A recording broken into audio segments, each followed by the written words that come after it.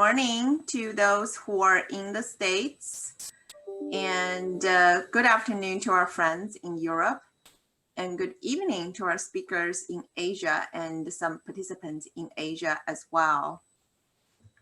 So I am sort of testing, making sure it's working for everyone. If during the program you have any technical difficulty, for example, you have trouble hearing anything, you can post a message in the chat box. But I think as people are still joining, we are going to get started.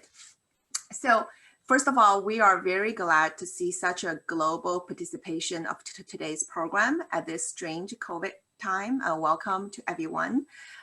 As all of us know, India and China continue to be the top two markets for foreign companies expansion, as well as top destinations for companies to source products and services.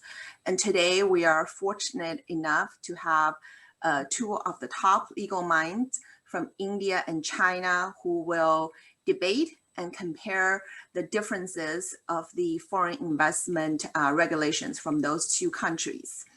And I will be the moderator of today's program to help with the discussion. So the format of today's program will be that I will open the program with a few common questions to have the panelists to comment on. Then we will invite the audience to ask your questions. So if you have a question, whether it's about India or China or about both countries, we would invite you to post your question in the chat box. When you do that, please mark the questions to everyone, not just to the individual speaker. And I will monitor the questions as they come in. And a little bit later during the program, we will start to answer those questions. So depending on the number of questions that we get, if we have enough time, we'll try to answer all of them. And if we run short of time, I will select the representative questions and to post them to the speakers. So that will be the format of today's program. And before we get started, let me have a brief introduction of everyone. First, about myself, I am a Feng Shen. I am a partner with the international law firm Hush Blackwell here in the States. And I practice in the area of cross-border mergers, acquisitions, commercial transaction, and finance with a focus on Asia. And the two panelists of today are friends and colleagues with whom I have the opportunity to work with frequently, and I can tell you they are the very best in what they do. And first is Ravi Singhania, the managing partner of Singhania and Partners. He is India's renowned corporate MA lawyer, according to the research.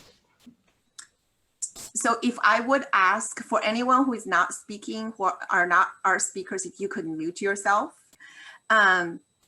So Ravi is India's renowned corporate MA lawyer, according to the research by Chambers and Partners, Legal 500, and Asia Law. He is among the top legal luminaries of India in surveys conducted by Lexis, Indian Business Law Journal, and Indian Corporate Counsel Association.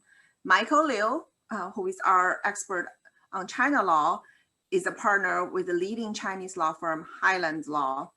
Michael is extremely experienced in assisting foreign companies for setting up operations, acquisitions, joint ventures in China, and he's also an expert in intellectual property law protection and enforcement in China.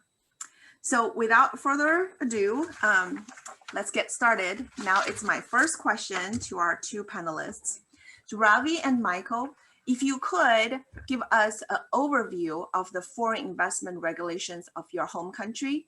For example, do most projects by foreign investors in your country require some sort of governmental approval or registration? Or if it does, how long or complex that process might be? Ravi, you want to start? Let me do that. We don't have a buzzer round, but we could, I'm happy to take this first. In India, the Foreign Exchange Management Act governs the foreign investment in India, and most sectors are open to 100% foreign investment without any regulatory approval or project approval or governmental approvals. However, there are few sectors like telecom, aviation, defense, where there is a sectoral cap that you cannot invest more than 49% or 74%. And we do also have a couple of sectors like gambling, lotteries, or atomic energy in which foreign investment is prohibited. Other than that, everybody is free to invest in India.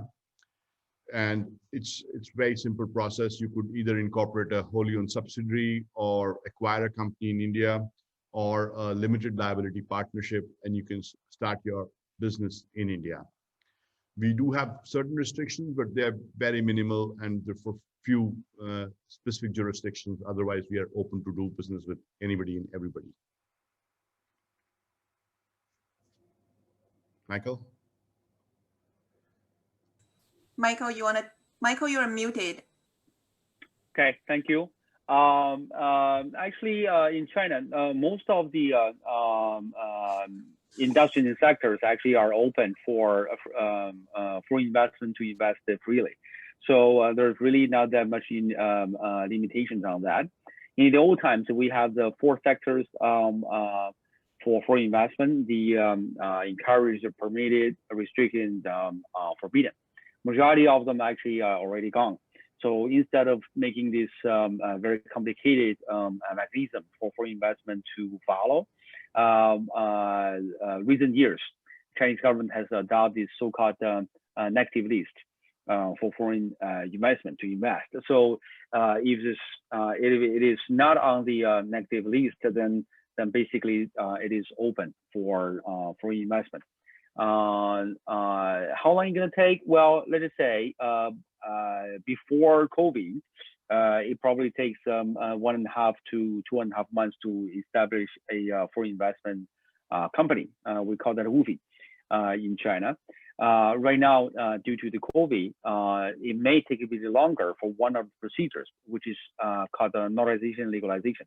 This has actually not happened in mainland China. Instead, this has actually happened in each of the jurisdictions where the international investor from. Great. Ravi, I'm sorry, did you comment on how long it takes for a foreign investor? I know you said there isn't much restriction, but let's just say on average, how long does it take for an investor to set up a company in India? You know, setting up a company can take between 1 week to 2 weeks, and you could either set it up a wholly owned subsidiary or joint venture company, or you could also set up a limited liability partnership. Both of them do not take more than 2 weeks to set it up. Once you have set up a company, you continue with the regulatory filings, and as and when you allot shares, you need to report to the administrative authority, which is the Reserve Bank of India, but those are online filings and you can start your business. But before that, it takes about 2 weeks to set up a company in India. And okay. in COVID times, you could do it online. So you don't have to visit any office or do anything. It's a simple process in which you could do all activities like tax identification numbers or director identification numbers. All of that could be done in one form online. Great. So if there are audience like me who may have been involved in the field for many years, so I still have some very old conception about how things are done. You know, for example, Michael talked about in China, it used to be there is approval requirement for setting up any company that has been changed. So what I want you to do is, because many people still have the conception about how the old way. So if you could talk about the recent changes, because I know in both countries, there have been recent changes in the last 2, 3, 4, 5 years, where the government made the market more open, make it easier for foreign company to do business. So if you could both comment on a few recent changes in the foreign investment regulation area, that would be great. Whoever want to take that first. Michael? Oh, sure. basically, in China, the procedures to set up a company for foreign investors is actually become very, very easy. It's very procedure. The 1.5 to 2.5 months to fully establish a WUFI, that are basically including the obtain the business license, getting all of the jobs. Oh, by the way, getting the jobs is really important in China. This is probably one of the differences from the other jurisdictions. And then after that, you will want to do the taxes registration, and then you want to open the bank account. So all of those time, including the normalization legalization in let's just say in US, for example, will be done in that time. So in the old times, there was a approval from the so-called Committee of Commerce, and that is gone for majority of the sector of industry. Then right now, majority of the sectors actually are very free, so it's not very difficult to actually get business license. What I want to mention, however, is there are a few of them locations in mainland China. Central government have given a lot of good policies to help the foreign investment to be established. One of the areas worth to pay attention to is in Hainan Island. We call it Hainan Free Trade Port. In Hainan Island, they actually have a so-called zero tariff for the positive lift. Then basically for majority of the goods, if they imported from a foreign country to Hainan Island, it's a zero duty. And then if you added 30% of the processing on the goods, and they will sell to mainland China, also with zero duty. So this is actually a very big change for international trade. We know a lot of companies, they actually do international trade, cross-border trade, and this is actually very good news. Also in Hainan Island, that they have reduced dramatically for the ratio of enterprises income tax. In mainland China, it's 25%. In Hainan Island, it's 15%. The individual income tax, IIT in mainland China is 0 to 45% as ladder. So basically the idea is the more you make, then the more you have to pay for the taxes. But in Hainan Island, it's a 15% fixed. So it's much easier, much cheaper to run a business in Hainan Island. Ravi, please, your turn.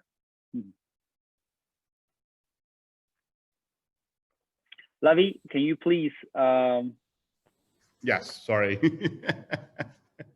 In the recent past, we've made some significant changes in terms of automatic approval for some sectors in which there was a sectoral cap. For example, in air transport services, for non-resident Indians, they can invest up to 100% and no regulatory approval is needed. Even for foreign corporations to invest in the air services, 49% is now permissible on an automatic route basis. Similarly, for telecommunications, on an automatic approval basis, it's gone up to 74%. You can invest up to 100% in telecom sector, but for that, you will need a regulatory approval. In the defense manufacturing, which was a very critical area, now they have allowed up to 49% on automatic route and from 49 to 74% on a security clearance basis.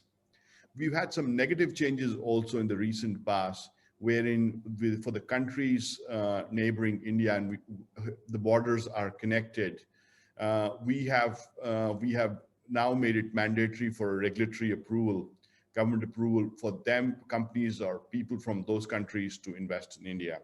But otherwise, the processes have become simpler now that it has become electronic filing and the timelines have reduced significantly.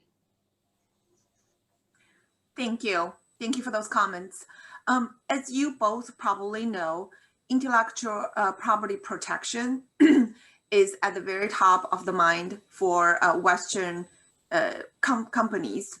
So, can you give an overview of the status of intellectual property protection in your home country. And Ravi, do you want to take that first? Yes.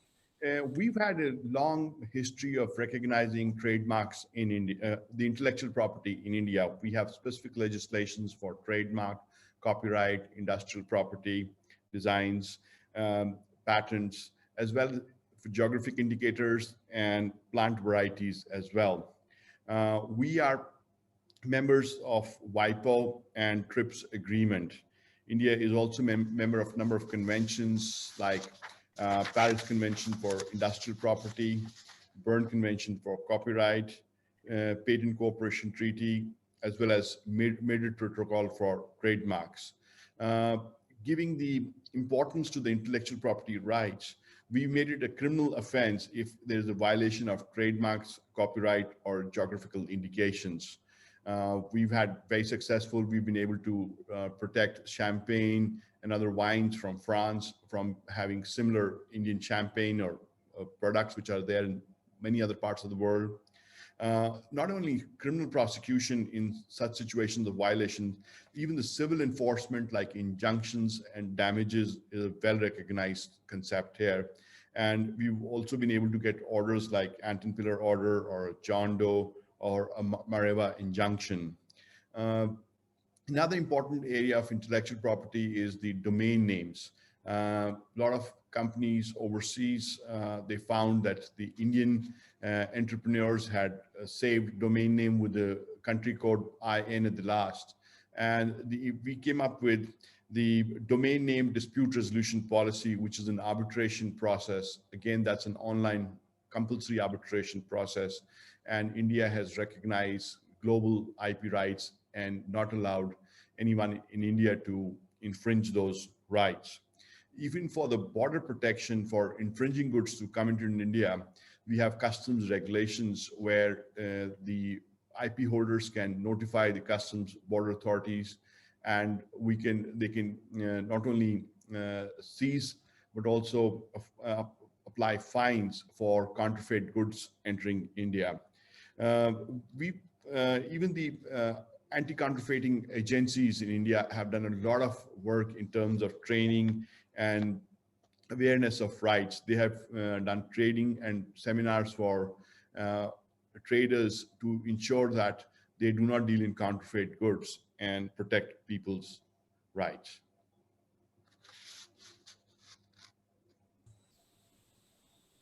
Michael, would you like to comment about China's intellectual property protection? Sure, happy to do that. China has changed a lot of laws and actually has dropped a lot of new laws. One of the new laws is called a foreign investment law. In this law, it says clearly the foreign investment, basically, it says that China protects the intellectual property of foreign investors and the foreign funded enterprises. And it also stressed expressly that no administrative organ of functionary thereof may force the transfer of any technology by administrative means. This is actually very first time China has write that clearly that in the Chinese law to protect international right owners. April 23rd, 2019, China has amended our PRC's trademark law. October 17th this year, we have amended our patent law. And then just last month, November 11th, we have revised our copyright law. So all of those changes, mainly is focused on risk of the punitive damage. As you know that if this is in a IP infringement case, the judge usually will see how much money that the intellectual property right owners actually has lost, or how much infringed gain, or if they none of them can be provided or cannot apply, then they will try to find out what is the royalty for license fee. Can take that as a reference.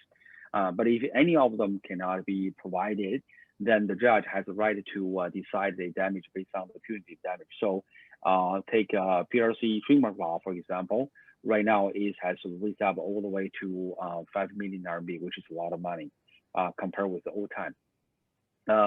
I've seen some of the familiar faces in this call. I'm very happy our friends actually joined. Some of you probably know that I teach Chinese intellectual property law at Hochschule Darmstadt University in Germany. I used to spend 1 month each year to teach the Chinese IP law. One of the cases actually I represent is a German company. Recently, we have won in both the trademark infringement case and then patent infringement case for them in China. At the very beginning, when they come to when China engage us, we actually tell them this is very critical to basically protect your intellectual property. So we help them to build up their Chinese IP portfolio, file trademark, patents. We did the copyright registration, and then we immediately register before the China custom. And then we provide the custom training for the officers who actually check the goods day by day. In 25 days from the training day, that the Ningbo custom, they stopped the first container of the fake goods. And then we filed a litigation. And then recently we have won all of them. And then we're happily to share the good news that the fake goods has been all destroyed. We support the joint efforts of Ningbo Intermediate People's Court, the Ningbo Custom, as well as a organization so-called QBPC. So the fact that the international right owners can win the case in China, and then the fake goods can be destroyed, really build up the confidence of the international investors. Fang? That is great. So I think both of you talked about what I would call the legislative changes or changes on paper. And I know both countries have made big strides, but I think a lot of foreign investors are also more interested in learning, I mean, what are the progress made in terms of real enforcement of intellectual property protection or practical changes, the tools that make it easier or in reality to protect foreign investors' intellectual property. So I wonder if you both can give some examples of recent progress made in terms of practically protect intellectual property, especially by foreign investors. Let me take that, Fang. And our high courts, they were doing statistics recently, and they found more than 63% cases of injunctions or intellectual property violations, they were resolved within the first 1 year itself. And a further 30% of them got resolved in the second year. And there's another statistics that almost 45% of the cases were settled, and a further 34% cases only had to be resolved by court dispute resolution process. So that's definitely says that yes, our courts are very quick at granting injunctions and ensure that the parties' rights are restored or parties come to an amicable settlement. We were recently acting for a company from overseas, I would not name the country, and they were exporting in the COVID times, they were exporting these hair cutting machines, electronic hair cutting machines to India. And our courts did not allow, and they were using the trademark of another well-known company. And though they had the trademark registered in India as well as elsewhere for that brand name, the courts recognized that they were impinging upon the trademark of another company, well-known company.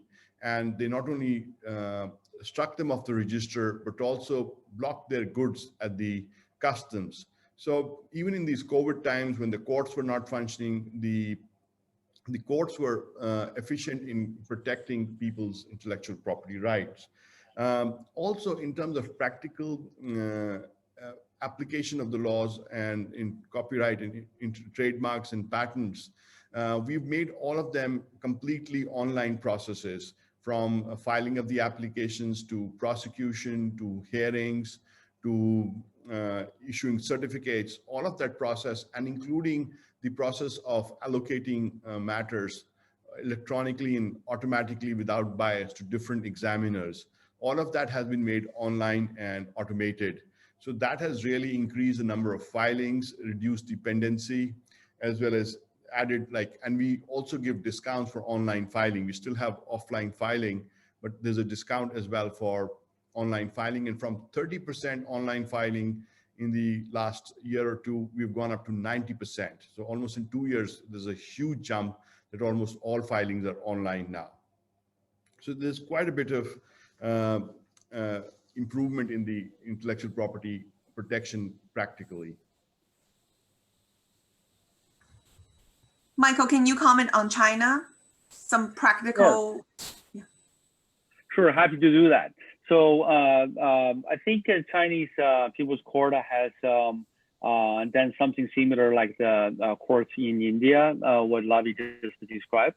I guess it's because of the COVID, and Chinese People's Court allow that we file the case online. We actually even attended some of the online hearings for the cases, where in the old times you have to travel long distance to different cities and even province to attend the hearing in person.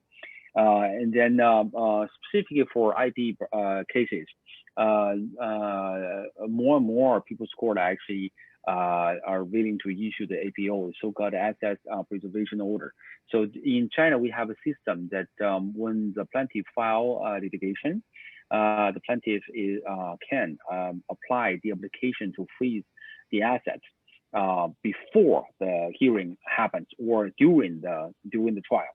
So this will help the plaintiffs to enforce the ruling once they get from the People's Court. They don't have to worry about it. They only win the piece of paper. The other thing that we have seen is that People's Court right now is more and more People's Court in different locations willing to issue the injunctions, especially in the IP infringement case. We have learned recently, Ningbo Intermediate People's Court, they just issue a injunction for a plaintiff, which is an American company. And this is actually a very important case for them because they have invested a lot of money in the Chinese market. We have also adopted a so-called blacklist system. So if the defendant who has lost the case and then they refuse to pay, for example, then once the plaintiff applied to the People's Court and the People's Court approved to put the defendant on the blacklist, then the defendant usually are the people in charge in the company, cannot take the flight, cannot check in the Star Hotel, they cannot take the bullet train, they cannot participate in any government purchase of projects, they cannot apply the loan from the bank. So their life becomes very, very miserable. We actually are shocked how efficient this blacklist system works in China. Sometimes, well, in the old times, you really have to chase after them, try to find the assets, resource, and then to provide them to the People's Court so that People's Court can enforce them.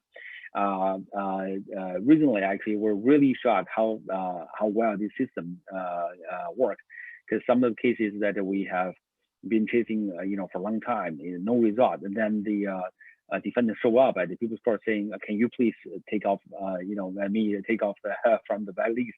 We're willing to actually pay for according to the winning judgment." Bob? Well, that is great. Yes. So we are starting to receive some interesting questions. So I think I'm going to, pose two questions. Well, a couple of questions now. I do want to remind the audience that if for some reason we don't have time to finish answering all of the questions, or if we couldn't give you enough detail, please feel free to follow up with any of us by email. And Khushbu, if you could post in the chat box the email address for all three of us, myself, Michael, and Ravi. That way, if during the program we couldn't have enough time to answer all the questions, then the participants can follow up with us by email. So the first question I thought is with some common interest is Sandeep. He posed this question. Michael, I think this question is to you. For new investors in China, what subsidies are applicable on land acquisition, two, taxes and duties, and third, capital goods import?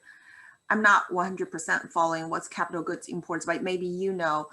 I think this question is generally talking about what subsidies or incentives still exist for foreign investors come to in China when it come, with respect to land acquisition or duties or goods import. So maybe you can generally comment on that. Sure, happy to do that. I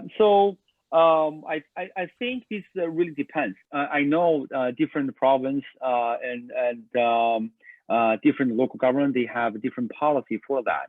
Like what I said, in Hainan Island, they have got a lot of favorite policies. I know in Shanghai, Lingang, recently actually very hot. Central government gave a lot of good policies for them as well. But for each of the local locations, actually, the policies are very different. So you will want to be very savvy about the decision where you want to invest, and then why you want to do that. Is that because the land is cheaper? Is that because in that area there are more highly educated talents? Is that because there's more returns on the taxes that you pay for, or is that because it's from the logistic standpoint, it's much easier for you? The question is very general. It's very hard for me to answer in very much details, but I think this is a very common question that many of the international investors they have asked that. But I'd be happy to answer the question by email if you can be more specific after the conference call. Great. And my next question to both of you is about employee, because I think employee related questions are another common area of concern for foreign investors. For example, as you both may know, in the United States, most business owners are very used to the concept of at-will employee, where the hiring and termination of employees are largely left to the flexibility between the employer and employee. But I think we have heard that in both countries, there are mandatory employment contract law or statutory benefits must be paid to employees. So could you give an overview of these laws relating to employees? Let me take that, Fang. In India, we have employees categorized as protected employees or workmen, and then we have employees who are managerial or whose contract governs the relationship with the employer. People who are of managerial category or have a supervisory role, there you could enter into a contract in terms of the length of the service and other similar termination rights of the parties. So it's primarily governed by the contract between the employer and employee. However, for the protected workmen, you need to ensure that you pay the severance compensation and other applicable regulations. We do have provisions which are more in favor of the employees versus the employers, and it's to ensure that the social security and the benefits are available to them. And so for those things, yes, in India, it's more favorable to the employees. But having said that, we made some significant changes in employment laws. We have codified them into 4 codes versus numerous legislations which we have, and so it's in the work in progress. In the recent times, we've had made some changes in terms of certain of the employee protection rights have been suspended, though essential employee protections still continue. To improve productivity, number of states have increased the time limit for which the employees can work each day. And measures have been taken to ensure during these difficult times, COVID times, the production is not lost and due weightage is given to the employee relationships and protection to their employment jobs. Okay. From China's side, we have changed the PRC labor contract law back to 2008. One of the significant changes at that time is to require the employer to sign a written contract with the employee 30 days from the employment relationship is established. In the old times, some of the extreme cases happened that the employees work for months, but then they don't get paid, and then they don't have any evidence to show this employment relationship. They have no business card, then they got paid by cash. So there's no bankware records. There are no written contract in their hands. There's nothing. Then once they got kicked out from the factory, then they cannot even sue. So this law has changed really more in favor of employees, only just protect the human rights of the employee. At least they have something in their hands, just in case they have disputes. At least they can file the labor arbitration. Then they can, basically have somewhere they can dispute. It. And then there's also regulations for the employer to pay for the Social Securities, for the major sickness, for unemployment, for there are some women if they get pregnant. And then in the PRC labor contract law, there are specific clauses actually protect the handicapped employee as well as the women employee. So it's very important to follow those laws and then to do that in compliance. But all of them being said, it doesn't necessarily mean that employer cannot terminate employment relationship. There are a couple of different ways they can do that legally. If the employee violates the regulations and the laws, and then create damage against the company, definitely the company can terminate the employment relationship. Or if they reach an agreement with the both between the employee and the company, they can do so as well. But if the unless some of the a few scenarios, some of the cases that if the company would like to let the employee go, then they need to pay for the severance pay based on the number of years the employee have served for the company. Fang? Great, thanks for that overview. We have a very interesting question in the chat box. I think maybe a little bit difficult to answer, but I'm going to try to pose to both of you, let you try. And it's very relevant to what we're talking about right now, which is about employee and employee right protection. So the question is, how are you expecting the change in approach towards human rights and labor rights violations, meaning the approach change from the Western countries, going to affect investments in India and China? So I don't know if you want to, either of you want to take that question. I think they're asking, there are talk, whether it's from the political view or in general attitude, or maybe some of the change between administrations, there's a kind of a general attitude change towards labor rights protection from the Western countries. And do you expect that kind of attitude change from the Western will have an impact in foreign investment in India or China? Let me try and answer that, Fang. In India, certain sectors like mining, carpet weaving, there used to be violations in labor rights, labor human rights very extensively, but that's a lot of it is history today. In India, we are under scrutiny of number of agencies which have uh, not-for-profit entities in India to support the human rights and the employees' rights in many areas. The press is quite active, and they ensure that any violation is heavily reported, and to the extent that damaging the country's reputation, they would really blow it up and share it with the world.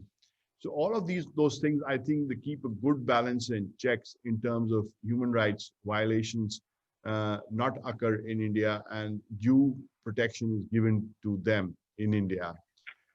Having said that, the amount of investments which we have seen in the recent past and even the COVID times, it is kind of a demonstrative that yes, it's a good climate for human rights protection, and the employees are duly respected and regarded. And in fact, the courts as well as our political leadership, even during lockdown, they continuously encouraged employers to ensure that full wages are paid to the employees. And they even came out with strong messages that action would be taken against people firing people in the COVID times or not paying salaries in full. So I think the investments have not got deterred by any adverse news, though it's a continuous process that you do hear of violations and constant checks by the authorities to ensure those violations don't take place. But I think by and large, India is a country which respects labor rights and the human rights the employees have. I think thank you, Ravi. I think in China, Chinese government has also done a lot to actually protect the employees. Like what I said, back to 2008 when they tried to change the PRC labor contract law, they actually add a lot of those articles really protect the employees, the woman employee, the employees working in the dangerous environment, the handicapped employee. One of the examples that actually have very strong impression is that I have some friends, Chinese friends, actually working in China when the female employee, they actually got pregnant. And then from the time they got pregnant and then they delivered the baby, and then after that, so we have this so-called sweet period. Then in general, I think they can take the leave, I think around 3 months or so. But then when my friend in Orange County, California, Southern California, told me that she actually went back to work in 3 weeks, I was really shocked. I said, are you serious? 3 weeks compared with 3 months in China? That's very, very different.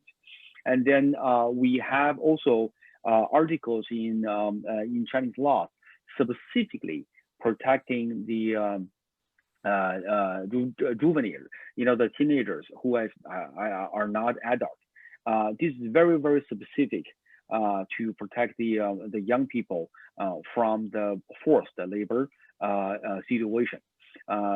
Even if they're willing to do that, then they still have to get an agreement from their parents, their custody, so that the idea is that try to really reduce any of the forced labor. I think all of those being said, the Chinese government has done a lot to actually protect the employees, to protect the human rights.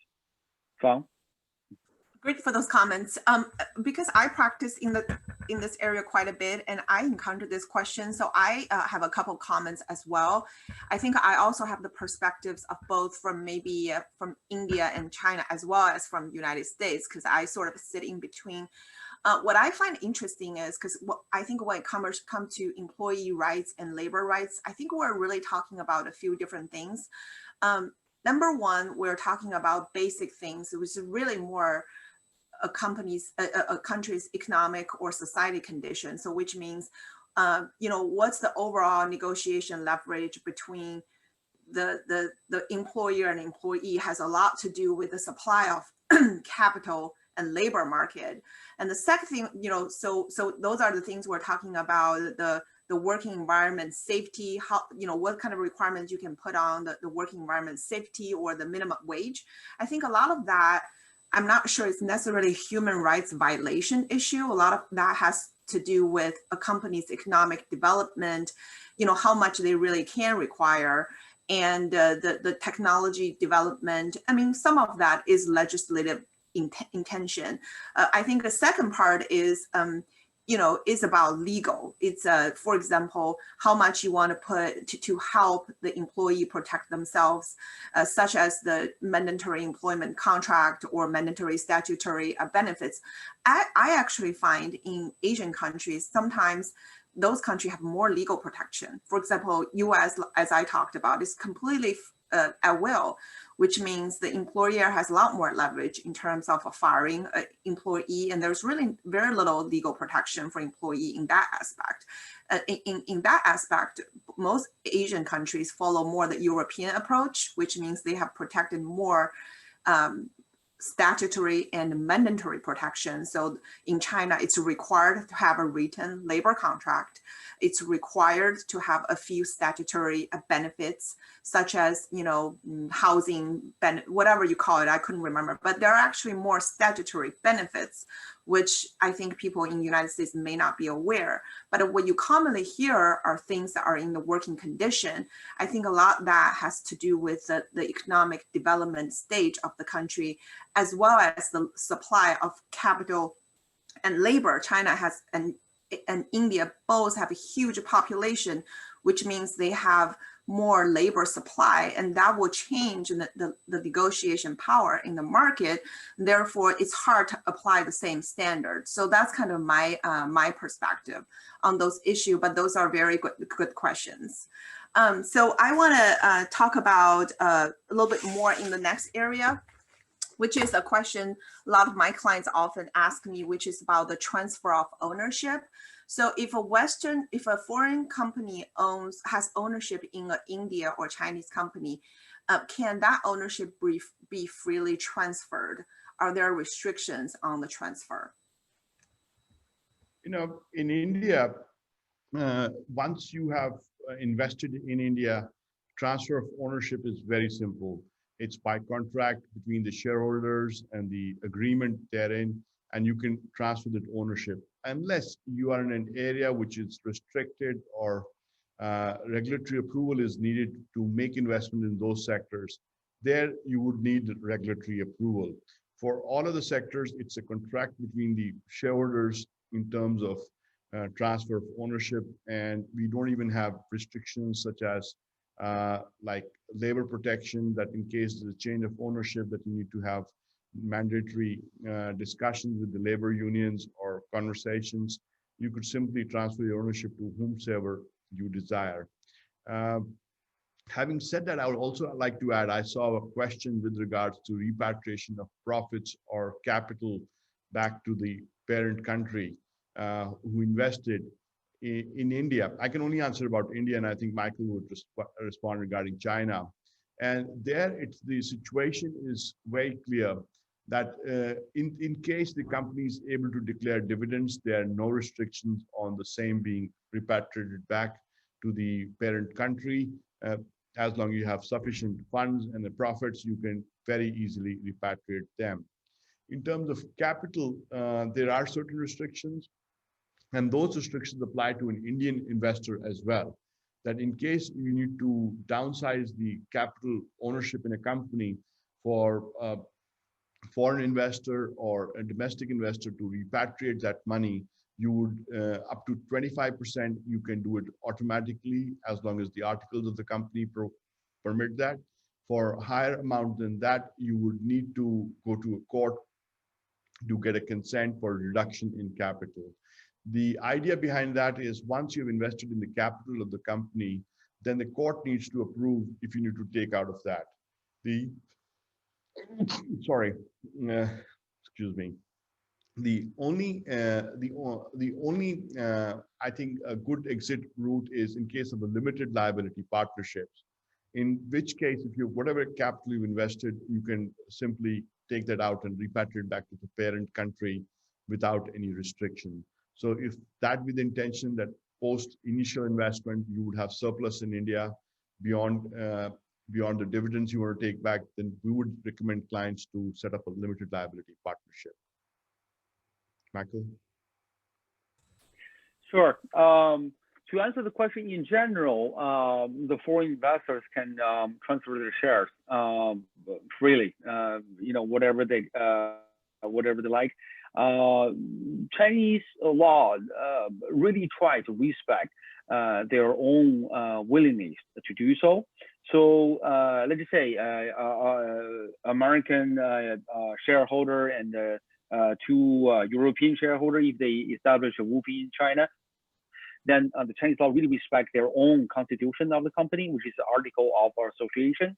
If they say that they can get more than, like I say, half of the shareholders, to agree with the transfer of share, then they can do it. There's no problem with that. Then if it's a public company, then if it's a shareholder holds more than 5%, then they have to register before the Chinese SEC. This, I think, is quite common internationally. Then if this is a international merger acquisition, I would kindly remind the international companies to consider as another aspect of anti-monopoly law. There are certain filings that you probably want to think about before you sign the contract. That really depends on how much market that this company that is taking in this jurisdiction. I think this is kind of like in the US, in Europe, that if you already taking a large percentage of the market, it causes concern. Then you will want to look into that beforehand. Then I will also like to answer the question in terms of the repatriate the business profit. In China, yes, China is a foreign currency control country. You have to have a legit reason, the legal documents to prove where you got the money, and then where you want to wear the money out. But in general, if you do have it, it is allowed to wear the money out of China. Fun? Good. Okay, so I was just checking the questions. I think we have answered most of them. There are a couple of questions a little bit more specific, and we'll come back if we have time. So I want to ask one more question about courts system. That's another area where I get a lot of client questions. So can you comment on how effective or impartial the court system is in your country? Because as Western investors, we often hear that maybe we shouldn't leave it in the hands of India or Chinese courts to protect the interests of a foreign investor, because the courts in India or China can be inefficient or corrupt or impartial. So I wonder if that's still the case with all the development. So if you can give us your view and advice on that. Whoever wants to take first. Sure, I'd be happy to answer the question. So I think it really depends on the case. Nowadays, actually, in China, the court system actually are very efficient. So we have a 4-level, 2 instance. So from the district people's court to intermediate people's court to city provincial high court to Chinese Supreme Court. Then unlike in the US, you can appeal again. Basically, you file litigation, you're not happy with the result, you can appeal once. Usually the first instance takes within 6 months, and then the second instance takes 3 months. This is actually really efficient compared with the trial time internationally. The other thing that I would say that, like what I said, that more specifically for IP infringement case, if the Chinese let's just say if the company in China is registered in China, they only have assets in China, and then the IP infringement happening in China, it will be very difficult for international company to file litigation outside in China, because that's basically everything happened in this in mainland China. And then I have mentioned the name of QPPC. My client is a member of that. We actually have worked with a lot of people's court all over mainland China to look at on behalf of international companies. This including all of the famous brands, Nike, Adidas, Louis Vuitton, you name it. So from time to time, in these data groups, that there will people will share that who and who the international company win another case for IP infringement case, and then got how much damage, and then if this is some the case is violate the Chinese criminal law, then the Chinese police actually are very good at the catch those bad guys and put them in jail. So the court system actually are very, very efficient in terms of all kind of case, the IP case, civil case, criminal case, and then not even mentioning that we have also said that right now more and more people's court are willing to issue the APO, freeze the assets before they actually have the trial, and then issue the injunctions if this is the IP protection case. So I would say nowadays is very different from I don't know, 15, 20 years ago, specifically on behalf of international companies. Actually, this is my main area. Almost 90% of my clients are international companies, US company, German company, you know, Australian companies. In my personal practice experience, we have seen that the international companies winning cases actually many times in mainland China. So basically, you don't have to worry about it. The only thing you probably want to do is to find a good lawyer, you know, to represent you. Ravi, your turn. In India, when we look at international clients doing business in India, you find people from United States investing in India, Europe, Far East, all of them investing from different parts of the world. And when they come to India, like most jurisdictions, they would say we would want neutral courts. Though I would say if you look at our judgments or precedents from Indian courts, you would say that they're absolutely fair in terms of whether it's domestic companies or international companies. They have upheld their rights and given due importance to the agreement between the parties. Having said that, we are party to the New York Convention as well as the Zurich Convention for arbitration. So in both the treaties, we respect arbitrations taking place in any of the member countries, and they can be enforced anywhere. So in case there's an Indian company which wins an award against an American company, for them to enforce it in the US, that would not be a difficulty.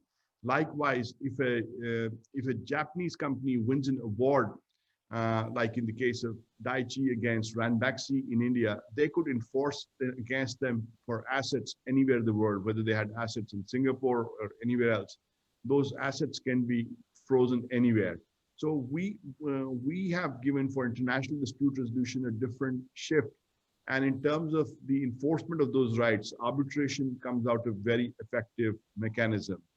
Even more so, our arbitration law now requires that within 12 months of the pleadings have been completed, the parties are required to complete the arbitration, and the arbitral tribunal is obliged to give an award. So having worked on a number of international arbitrations, I find that 12 months is just enough time for parties to duly represent themselves and present their cases and get an arbitral order. Anything less than that would be, for large projects and agreements and contracts, it would be really difficult for such awards to be passed. And that, for that reason, 12 months is a good time they have kept. Similarly, in India as well, like China, we also have 2 regular appeals. It's the first regular appeal and then the appeal to High Court, and no more than that. So we do recognize that in certain special circumstances, special leave of the court can be sought, and then an appeal can be made to Supreme Court, but that's not by way of right. That's only in special circumstances. So I would say our courts are working efficiently, and considering the current times, everything going online is for us lawyers become very convenient that we have clients all over the country and we can represent in different high courts sitting in our offices in Delhi or wherever we are and don't need to travel anymore. And the online hearing process can give us good, efficient justice delivery system. Well, great. Ravi, you mentioned arbitration, and Michael, I wonder if you could comment on that as well. I think you talked about Chinese courts have really made good progress, but I think still a lot of foreign investors still feel that they're looking for that feeling of a neutral tribunal. So, in what circumstance would you recommend a foreign client to use arbitration when they are in business or dispute with a Chinese company? In what instance you would not recommend them using arbitration? Fang, I think this is a very good question. So I would differentiate in a little bit more details, then I will answer the question. So there are the choice to choose from China's standpoint. So there's the overseas court, the overseas arbitration committee, the People's Court in China, arbitration committee in China, right? So the first two that unlike the country, you have signed it with China on the judicial assistance agreement, then it will be very difficult to enforce a ruling from overseas court. So that's an overseas court. Then to enforce a international arbitration award in China, I think from New York Convention, it is allowed, definitely, but it will have to take at least 12 months for recognition and enforcement. So this is basically you're having another litigation, after you spend a lot of dollars and time to get an international arbitration award. And then the other thing is that to choose People's Court in China, to choose the arbitration in China. So the difference with these two are pretty obvious. So if you choose the arbitration, in China, it's quite efficient. You just do one time and that's it, right? It's done. But if you choose the People's Court, you at least allow yourself to appeal one time. What happens if you're not happy with the result, right? If you're happy with the result, of course, yeah, that's no problem. What happens if you're not? Then that's it. If you do the arbitration, right? The other thing is that if you choose the People's Court, then you can apply all of those legal measures, like what I said, the assets provision order, injunctions. There's the evidence preservation applications can also be applied. Say there's some infringements online that on the website you want to take them, and then you want to take them as the evidence and then show that during the hearing. But if you choose arbitration, then the arbitration committee usually they do not have this authority to do so. They also have to forward your application to the People's Court. Then they can make decisions. So this will prolong the procedures. So I think there are pros and cons, for different choices.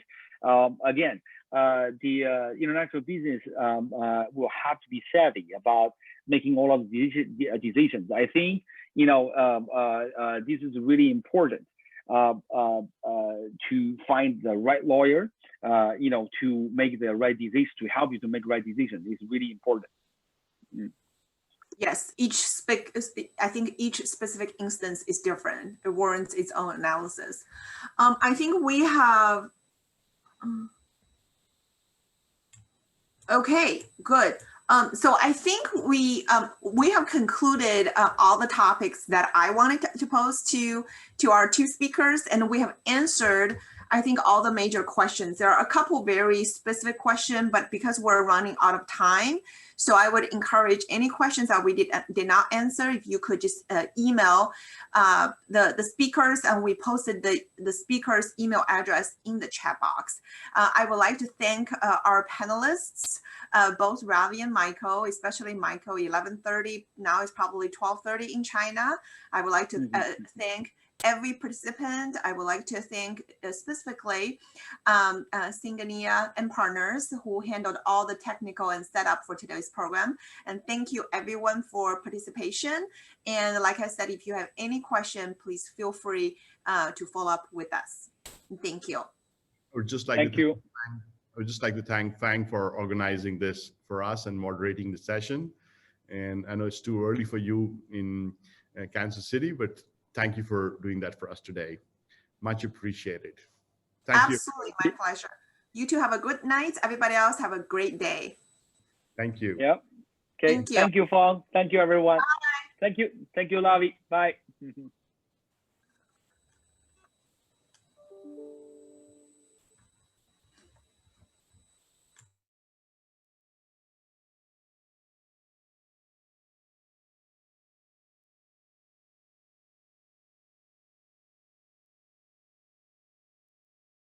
Okay. Thank you, Fang and Michael.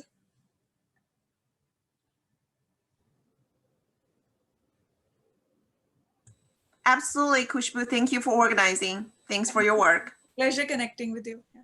Yes. Have a great evening. Same to you. Bye. Same good day.